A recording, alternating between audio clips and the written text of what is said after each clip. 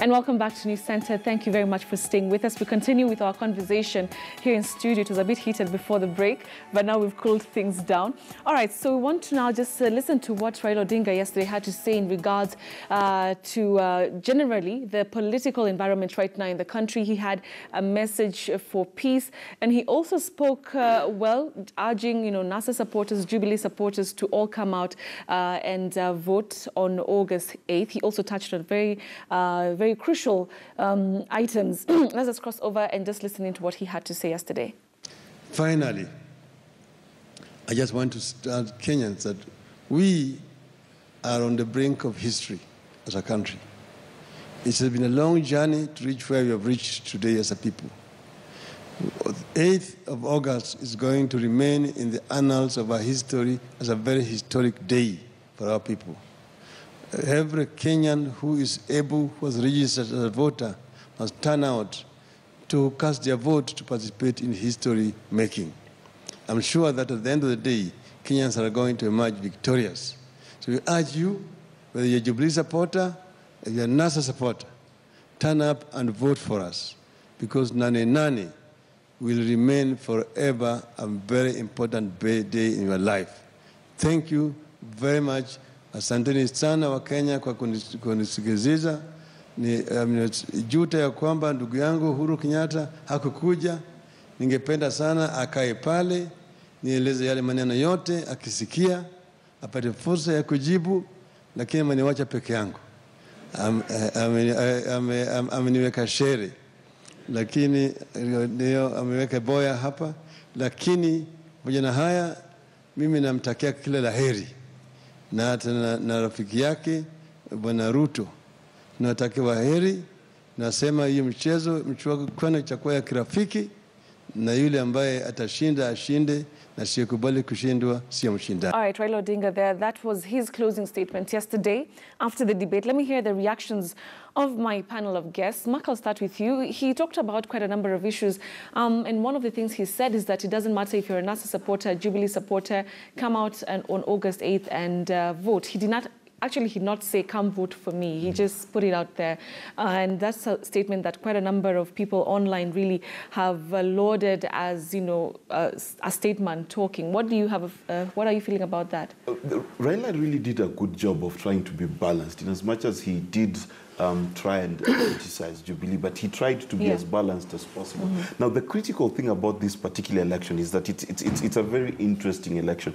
I keep saying that this is an election about voter turnout. And the reality of the matter is, if on August 8th, at around 9 p.m., you see in the news that voter turnout in central Kenya was at 70%, then you know the incumbent has lost. If voter turnout in Nyanza turns out to be 70%, then Raila has lost. The reality is this election is going to be won on voter turnout, and that's why it's very critical. And I think why he also said it is because there are a number of people who've gone back nyumbani because they're scared of what's going to happen. There are people who are afraid and therefore they're not going to vote. The reality of the matter is the less people who go out and vote, the more it's going to affect the election, and your candidate of choice could lose simply because you didn't show up to vote. So the reality of the matter, in a 50+1 election, that one vote you have really counts. And that's, I think, what the Right Honourable Prime Minister was talking about. All right, Charles, I'd like to hear your thoughts on the same, but also the fact that he added another dimension. He talked about single mothers, and single fathers were online asking, what about us? But, I mean, he talked about something that many people said was new, just kind of like appealing to a different kind of population in the country. I think Raila Odinga's strategy in this presidential debate, as opposed to the last one, is that he realized, and he realized that there are those key issues that Kenyans want to listen to and are much more concerned about. When Raila Odinga called on each and every person who is a registered voter to come out on the 8th of August to be part of history, he did not say to come and vote for me or for NASA to be part of history. He said each and every registered Kenyan, either you are a Jubilee or you are a NASA supporter, please kindly come out on the 8th of August and vote. And Betty, we should also be very mindful that you see this year's elections have not elicited much excitement as those will characterize the previous elections. a period like this, 2 weeks to the general election, there would be a lot of excitement out there. But this time around, things are a bit cool.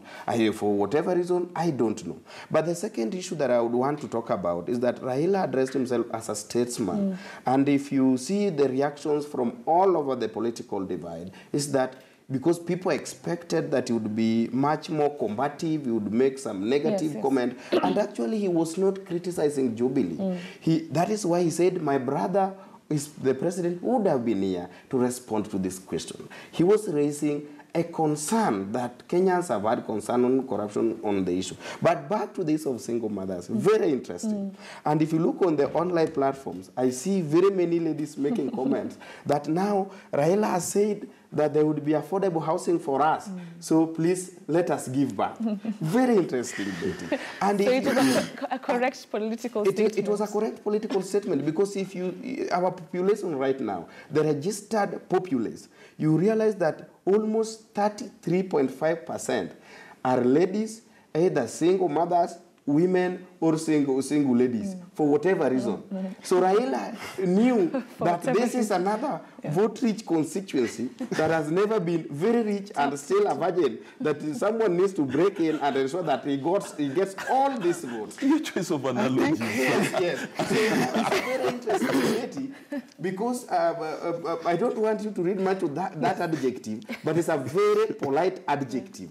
A virgin ground, a virgin land, which is more productive. Raila realized that this is a more important constituency that not so many politicians, including himself previously, has never thought about. So was it just a political statement, or he actually meant whatever he was saying Raila about? meant whatever he was talking about, because in all the previous concern, Raila has been talking about the youth. The youth includes these single ladies that are single parents. So it was not a mere political statement to try to arouse emotions or try to portray himself as the one who is concerned. But actually, the ladies, the women of this country are a very important constituency and a very important part of voter population in this country. And he went ahead, and other people were criticizing Raila, that he's telling women that you leave elective politics, it is only 390 constituency, there is other areas. What Raila meant is that we need to do much more for our women folk. Let us not only ensure that so long as we get the two-third gender rule in parliament, that is enough for our women. Our women have equal opportunity on the political arena. But let us also ensure that in terms of even appointments to the government, in terms of involvement in the running the affairs of this country, let us give our women an equal opportunity, but not only looking for our women in terms of ensuring once we give them seats in parliament, that is enough. That is Raila Odinga. Okay, finally, Joseph, let's talk about that. And also, do you feel like yesterday Raila Odinga got votes from, these so-called undecided voters? Yes, Betty, briefly, I would like to comment on the idea of trying to empower women. When I look at Raila Odinga as the man, this is a gentleman who has fought for social justice more than half of his life. And when he's coming up with a concept that is going to address the challenges of the vulnerable population, single mothers, orphans, and actually single dads. We still have single dads. All orphans, that reflects the true spirit of Raila's fight for social justice. I believe that's a good concept because even in the Western world, when we have a single mother who has 3 children and struggling to educate and feed, the government usually chips in to support such mothers. So I don't look at it from the political perspective, but I think it is the values of justice that the Raila Odinga stood for the rest of almost the rest of his life. Right. Do you think he was able to get a few votes yesterday? To be honest, he made a very strong case, and our support is going to spiral in NASA. All right. Final thoughts, Mark. Do you think that yesterday he was able to convince, maybe undecided voters, maybe Jubilee supporters to vote for him come August 8th? Very briefly. The argument has been that there are no undecided voters. Now, the interesting thing is I've actually met a few people who are undecided. And the truth of the matter is these people are looking for someone who will present their case before them. So the reality is whoever of these 2 candidates is able to best present that case will win these undecided voters. All right. Finally.